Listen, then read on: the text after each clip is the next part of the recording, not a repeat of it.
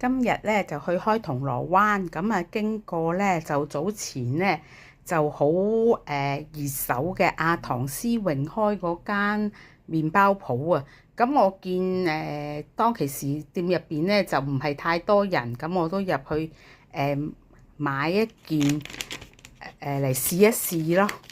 咁咧我開嚟睇下先嚇，咁咧呢一件咧就係話牛角包定牛角酥咁樣嘅，但係真係都幾迷你啊！如果係即係貨女士咧，都就食啱啱好咯。係啊，如果男士就可能係一嚿啊唔夠啊，即係都幾細個嘅。咁就係攞咩比較下先嚇？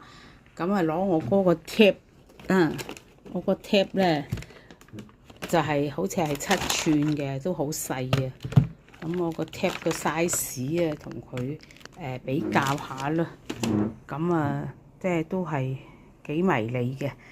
咁樣就食味好唔好咧，就要再試下啦。咁我係啦，咁我試完咧就再評價下先。咁咧食味都唔錯嘅。同一般牛角包咁樣咯，或者佢用料好啲啦。咁就26蚊一個。咁至於貴唔貴就見仁見智咯。即係，但係因為我睇到早前去開咧，話排隊咧嗰條人龍咧成條街，咁我就冇試咯。今日就唔使排隊，咁我買去試下咯。